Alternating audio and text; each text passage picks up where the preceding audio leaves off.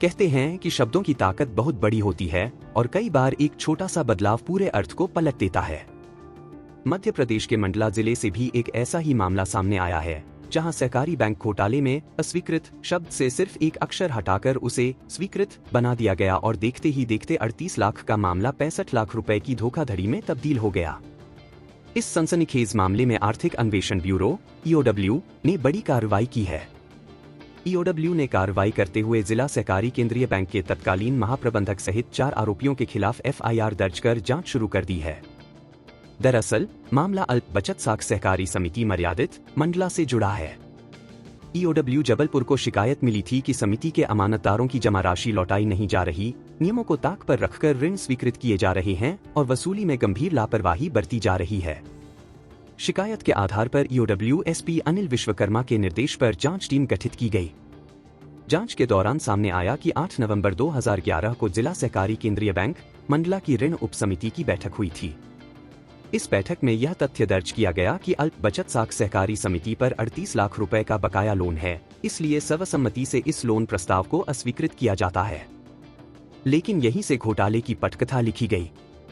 आरोप है कि बैठक के बाद तत्कालीन महाप्रबंधक नरेंद्र कोरी ने अन्य अधिकारियों और कर्मचारियों के साथ मिलकर दस्तावेजों में जालसाजी की, अस्वीकृत शब्द से हटाकर उसे स्वीकृत कर दिया गया और इतना ही नहीं, 38 लाख की राशि को बढ़ाकर 65 लाख रुपए कर दिया गया।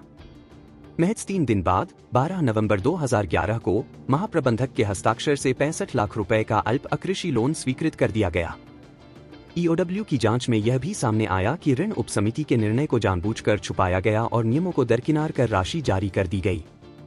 बाद में यह रकम तत्कालीन महाप्रबंधक नरेंद्र कोरी, स्थापना प्रभारी एनएल यादव, लेखापाल अतुल दुबे और अल्प बचत साख सहकारी समिति की प्रबंधक शशि चौधरी ने आपस में बांट ली। जांच एजेंसी ने यह भी खुलासा किया कि वर्तमान कार्यकाल में भी प्रबंधक शशि चौधरी ने प्रतिबंधित समिति के गैर सदस्यों से करीब 26.68 लाख रुपए अवैधानिक रूप से वसूले, जो स्पष्ट रूप से पद के दुरुपयोग और धोखाधड़ी की श्रेणी में आता है।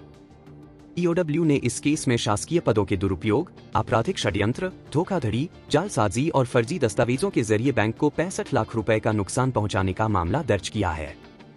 थाना अपराध क्रमांक 168/2025 के तहत भारतीय दंड संहिता की धाराएं 409, 420, 467, 468, 471, 120B और भ्रष्टाचार निवारण अधिनियम 2018 की धारा 7C में केस दर्ज कर आगे की गहन जांच की जा रही है। विशेष बात यह है कि जो इनके संचालक मंडल की जो बैठक हुई, जो पहली बार या दूसरी बार जो लिमिट बढ़ाई गई थी, उसमें लिमिट बढ़ाने की जो मांग थी उसको अस्वीकृत किया गया था, जिसको बाद में इन्होंने कुछ राइटिंग में हेराफेरी करके उसको स्वीकृत कर दिया।